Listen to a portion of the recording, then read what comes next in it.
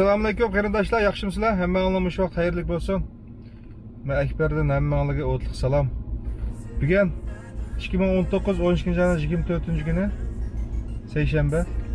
Ertaga soat 9:30. Uxlab qolib ishga chiqdim men bugun. Shu oldin qatim bir video ishlagan, u bir to'g'riliq. Xilji qarindoshlarimiz so'rdi. Bilgilerini deppadim. Andan keyin qarindoshlarimizning degani bo'yicha ba'zi bir chalqab qolgan ayollar borki, oldingi video so'zlangan. Shu chalqab qolgan ayollarni bu qadimgi videoda tanishtirib o'tishni to'g'ri ko'rdim. İnşallah hammaga bir foydali bir video bo'lib qoladi. Endi bu qadimgi videoda tanishtirib tushuntirdim. Bir necha masala buning ichida Uber'da qanchalik pul topgan bo'ldi, qanchalik komissiyon to'laymiz Uber'ga. Anadagi qanchalik blastan to'laymiz. Andan keyin taksi bilan normal taksi bilan Uber'dan nim farqi bor. Mashina alsanglar qaysi pullarni qaytarib ilib olasizlar, nim foydasi bor. O'zi aldanglar ishlasanglar nim foydasi bor. Anadagi qancha pul topgan bo'ldi. Mashina qanday ag'in bo'ldi degandek masalalar to'g'riliq tushunch berib o'tmoqchi. Eng avval shu Uber'da qancha pul topgan bo'ldi degan savolga javob beraylik. Uber'da agar her haftada ishlagan soatingiz 40 soatla 50 soat atrofida bo'lsa, 600 euro, 700 euro topgan bo'ldi. Agar 50 soat bilan 60 soat orasida ishlasangiz, 1000 euro topgan bo'ldi har haftada. Endi buni tepish uchun cho'qim hafta oxirisi ishlash kerak. Yana taksi degan odam cho'qim hafta oxirisi ishlamasa pul topolmaydi. Hafta oxirisi deganim yana juma kunisi. Juma kunisi kunduzmi yaxshi bo'ldi, ammo juma kuni kechda cho'qim yaxshi bo'ldi. Chunki xalqlar o'ynagan chiqadi. Kechilda ular aroq ichgan ekan, mashiya demaydi bular. Unda olgandan keyin shu yaxshi fursat bu. Juma kunisi, shanba kunisi kunduzi, shanba kuni kechida. Yakshanba kuni ishlasangiz yaxshi bo'ladigan kun. Chunki yakshanba kuni yaxshi bo'lishiga sabab jiqadanlar haydamaydi yakshanba kuni dam oladi. Unda olgandan keyin jiq Uber yo'q haydaydigan. Uber oz bo'lgandan keyin so'dim yaxshi bo'lgan. Endi Uber'da qancha pul tepish, qadar ishlash o'zingizning qo'lda ish bo'lgandan keyin u haftalik topadigan pulingizni agar xohlasangiz, yaxshiroq ishlasangiz, onundan jiq topgan bo'ldi. Demakchi, uni 1000 eurodan jiq pul topgan bo'ldi. 1200 euro, 1300 euro, 1400 euro topgan bo'ldi haftada. Endi bu faqat o'zingizga bog'liq ishlar endi. Uber'dan har kun ishlaydigan soatingiz 12 soat.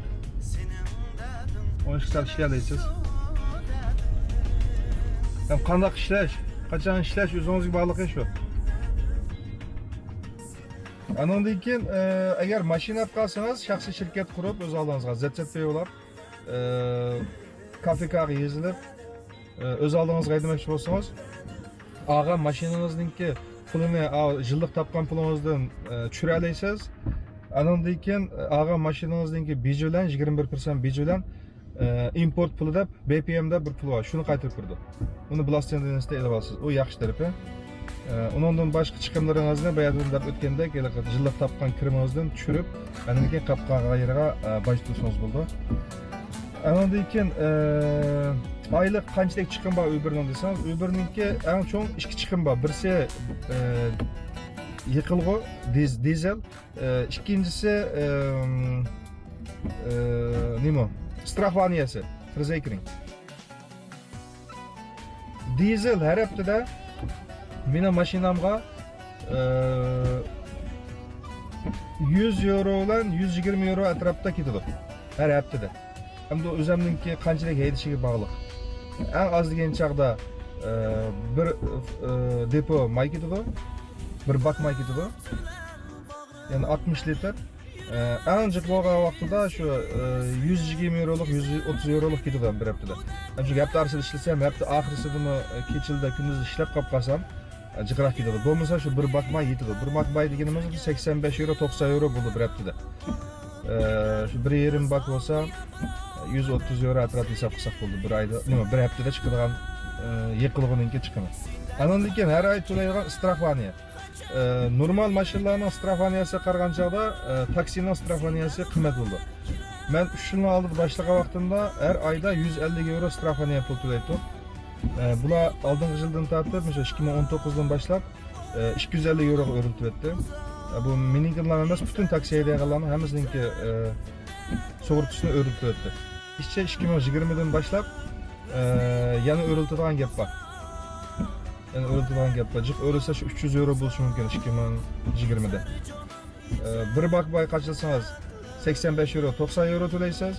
Andan keyin strafaniyaga 250 euro to'laysiz. Hozircha kelar yildan tortib balki 300 euro bo'lishi mumkin. Endi u strafaniyaning jiq oz bo'lishiga sabab yana birisi sizningki vaqa chiqarmagan yilingizga qarta bo'ldi. Meningki hozir 9 yilim bor. Yani 9 yil vaqa chiqarmay haydigan yilim bor. Shunda bo'lgandan keyin menga biroz nimada bahada e'tibor berdi. Agar sizningki vaqa chiqarmagan yilingiz 1 yil yoki 2 yil bo'lib qolsa, to'laydigan pulingiz 450 euro atrofida bo'lishi mumkin. Har oy to'laydigan pulingiz. Endi strafaniyaning puli haqiqatan qimmat. Men agar normal mashina degan bo'lsam, o'z oldimga taksi emas, normal mashina degan bo'lsam, har oy to'laydigan pulim jiq bo'lsa 50-60 euro bo'ldi. Ammo hozir men 250 euro to'lardim. Kelar yildan tortib 300 euro atrofida to'lashim mumkin. Bu yana bir deb qo'ydigan masala.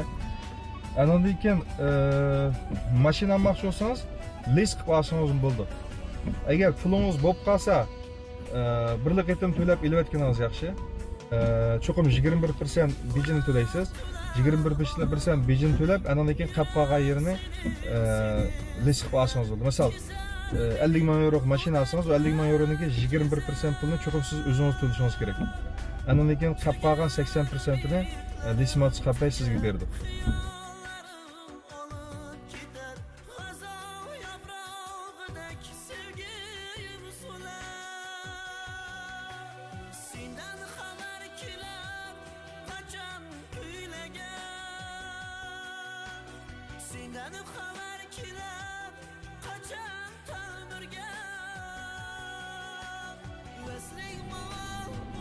Andan keyin yana bir tushuntirib qo'yadigan masala normal taksi bilan Uberning farqi. Ya'ni normal taksilarmi davlat tarafidan taksi haydash ruxsatini bergan taksi Uber nomi o'xshash. Bizning u jihatdan bir farqimiz yo'q. Ularga imkon berdi taksi kart olish uchun. Bizim imkon berib taksi kart olamiz. Ularning firqaning bo'ladi, şirket işletish ruxsati demdi. Taksi şirketi etish ruxsati bo'ldi. Bizda ham bo'ldi. Bu jihatda farqimiz yo'q normal taksi bilan bizniki. Bizda ham taksimetrimiz var, ularning taksimetri var. Bu jihatda hech qanday farqimiz yo'q. Bizning farqimiz nerede desanglar, normal taksi haydaydiganlar, mayli siz qayerda haydan, bular bu cho'ng shaharninki ayrim şu shaharninki, şu Xementeninki bir imtihon var. Mesela siz Amsterdam'da etmek olsanız, Amsterdam'daki şehirlik hükümetten yani Xementeninki bir imtihan var. Bir nazariye, bir praktik imtihan var. Rotterdam'dan başında, Utrecht'dan başında her şehrin özüge aslında bir imtihan usulü var. Bu imtihanlar nimeler çıkıyor desanglar şu rayondaki, şu şehirdeki asaslık mühim orunlarınki adresleri hem de. Şularını yadığı bilişiniz gerek. Yol başta sistemsi qarmay, yadığı bilip apra alışınız gerek. Onun içinde mesela doktorxanalar, qabristanlıqlar, mektepler, yoki portlar degandek aslında bazı cho'ng hotellarning adresi degandek narsalar bo'ldi. Hem shuni yaxshi o'rganib, ashunday imtihon bersangiz, u chaqda shu shaharda taksi haydash ruxsatini olgan bo'lsiz. U chaqda normal taksi haydash ruxsatingiz bor. Uning yilda shu haydamoqchi bo'lgan shaharingizningki yana ayrim imtihonni berib shu shaharda haydash ruxsatini olasiz. Shu farqimiz bor. Anandagi shu ruxsatni olgandan keyin siz shu shaharninki taksilar turadigan o'rinda turib taksi saqlay olasiz. Masalan, poyezd stansiyasida yoki shunday yotoqlarning oldida taksi saqlash o'rni bor. Shu Xementening belgilab bergan o'rinlar bor. Shu yerda turib xaridor saqlab, xaridor ola olasiz. Ammo Uberda unda qilolmaysiz. Uberda unda imtihon berishingiz kerak emas. Qayerda aytsangiz o'zingizning ixtiyorligi, hech qanday bir shahar sizdan bir ortiq bir narsa talab qilmaydi. Faqat Amsterdamda haydamoqchi bo'lsangiz, uy bir bilakni tramban 10 tarafingda bir narsa so'raydi. U nima desangiz, trambanda mashina haydash uchun oladigan bir ruxsat. Agar Amsterdamda uy bir X haydayman desangiz, uningga bir kerak yo'q. Olmasangiz bo'ldi. Agar uy bir bilak haydamoqchi bo'lsangiz, tramban 10 tarafingizga ilishingiz kerak Amsterdamda. Uningdan boshqa bir talab qo'ymaydi uy bir haydash uchun. Gollandiyaning har qanday bir shaharda haydasangiz bo'lardi, bir talab yo'q. Ammo biz normal taksilar turgan taksilar xarida saqlagan o'rinlarda turib xarida saqlasak bo'lmaydi. Bu bir. Ikkinchisi, yo'lda agar xarida qo'l ko'tarib taksi to'xtatsa, to'xtatsak u xaridani olsak bo'lmaydi. Bu qonun bo'yicha shunda.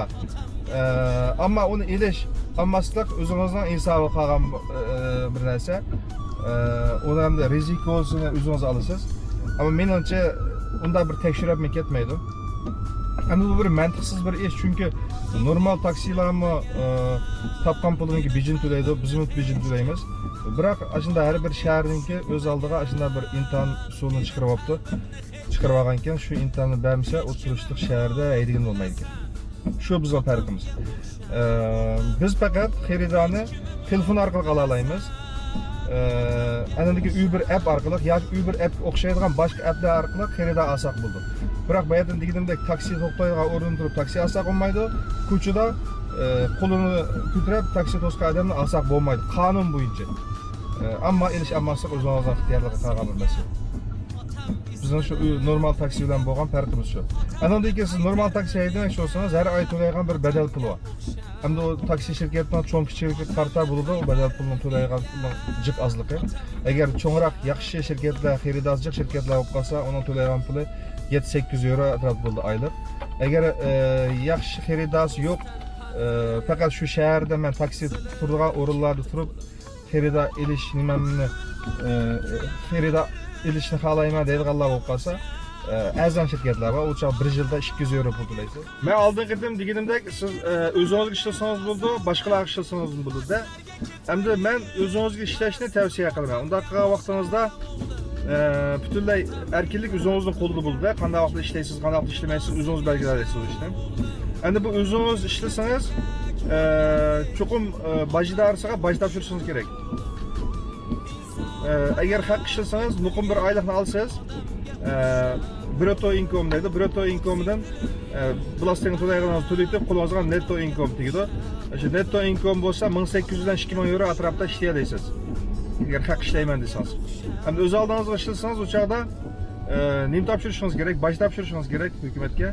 Bu bajninki nimasi qanday bo'ldi desangiz, sizningki har yili topgan pulingiz agar 20.400 eurogacha bo'lsa, 20.384 debdi.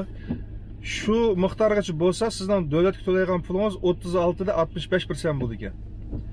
Agar 20 dan ishib 34.300 gacha bo'lsa, ya'ni 20.384 bilan 34.300 dan orasida pul topsangiz, o'choq to'laydigan bijingiz 38 da 10% bo'ldi ekan. Bu yerda 3-chi kategoriyada biz qo'yibdi. Bu ham o'xshashgan. Bu agar sizdan topgan pulingiz 34.300 bilan 68.500 euro atrofida bo'lsa, bir yilda topgan pulingiz. Uchoq to'laydigan bijingizmi, hukumat to'laydigan bijingiz 38 da 10% bo'ldi ekan. Ya'ni topgan pulingizdan 38 da 10% da hukumat to'laysiz. Agar sizdan topgan pulingiz 68.507 eurodan ishib ketsa, bir yil ichida topgan pulingiz 68.000 euro 68.507 euroda ishib ketsa, o'choqda hukumat to'laydigan bijingiz 51 da 75% bo'ldi ekan. 51 da 75% bo'ldi ekan. Yani demek sizden topgan pulingizdan 20dan jiqroqini hukumatga boj qilib topshirasiz. Endi bu yerda yana bir diqqat qiladigan bir masala bor-da. Masalan, siz 68.507 pul topgan bo'lsangiz, bu puldan sizdan chiqimlaringizni chiqarib o'tasiz. Bu chiqimlar nima chiqimlar desangiz, shirkatingizga ishlatgan chiqimlar. Yani şu taksi şirketinizga ishlatgan chiqimlar. Masalan, bu chiqimlarning ichida nimalar bo'ladi desangiz, sizning olgan mashinangizning pulini bu topgan puldan chiqarib o'tasiz.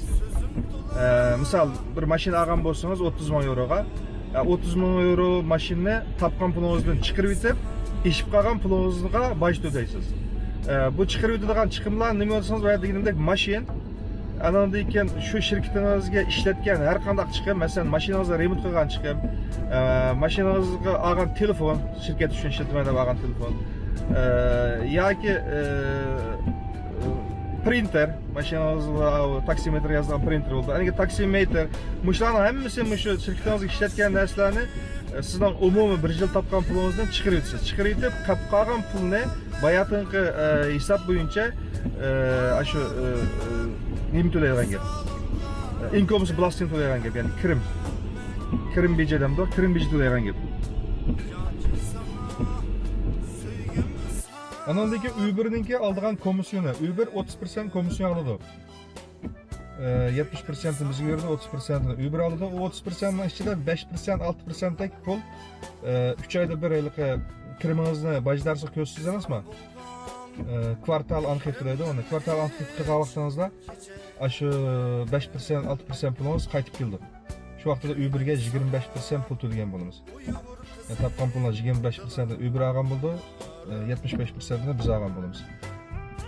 O pulni shu kvartal anket qilgan vaqtida shu vaqtda qaytib ilova olasiz. Onu qaytarib ilova olsangiz, qaytarib ilova olgan bilan sizmi hukumatga cho'qim baj topshirishingiz kerak. Burun biz 6% topshirdik. 2019'da e'tiboran 19%ga chiqarib qo'ydi. Ya'ni topgan pulingizning 9%ni hukumatga bersangiz, 25%ni Uber'ga bergan bo'lasiz. Gollandiyada yashaganlarning qaqshaydigan yeri hukumat to'laydigan bajdan haqiqatan qaqshaydi. Chunki hukumat yamanchiq baj oldi xalqdan. Ammo olgan bilan yaxshi yerlarga ishlatdi. Puli yo'qlarga, ishlamaganlarga, og'riqlarga, bolalarga degandek yaxshi yerlarga ishlatdi. Shunga men ba'zi o'ylab qolaman, bizning islom dinidagi zakotning asli mushu bo'lishi kerak deb o'ylayman. Siz cho'qim topgan pulingizdan bayat degandek 8%ni cho'qim hukumat topshirishingiz kerak. O topgan pulingizning zakoti deb o'ylayman men. O topgan pulingizdan bular ilib, bayat deb o'tgandek shunday og'riqsizlar, yetimsizlarga, bilay, bolalarga 18 yoshga kirgan o'qish haqsiz, salomat sug'urta haqsiz degandek narsalarga ishlatadi. Aniga yo'llarni yasaydi, muhitni yaxshilaydi.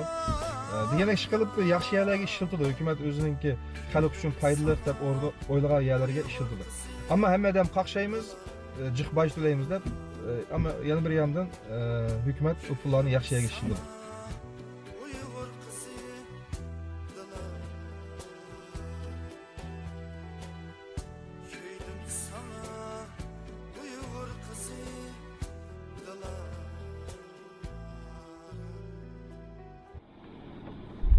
Ama chet eldagi boshqa davlatdagi do'stlar so'raydi, Gollandiyaning havosi qanday deb.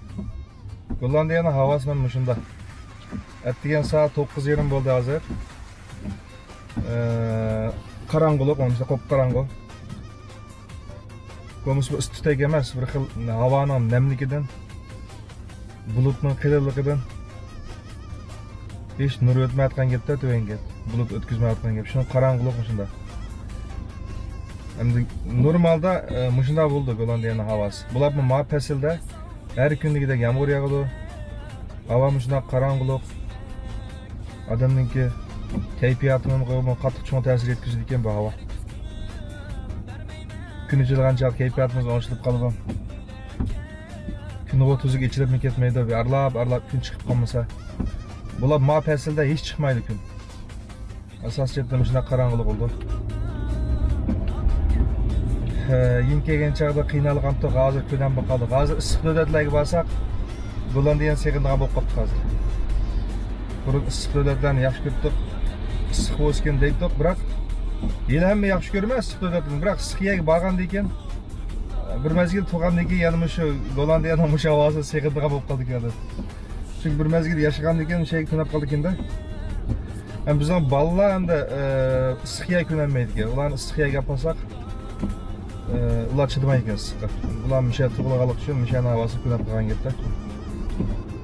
Mana shu Gollandiyaning havosi mana shunda degan soat 9:30, biroq qorong'uchilik, qop qorong'u. Shu Gollandiyada asosiyatdan har kundagidek mashinalarning chirqi kunduzdimi o'chib qoldi.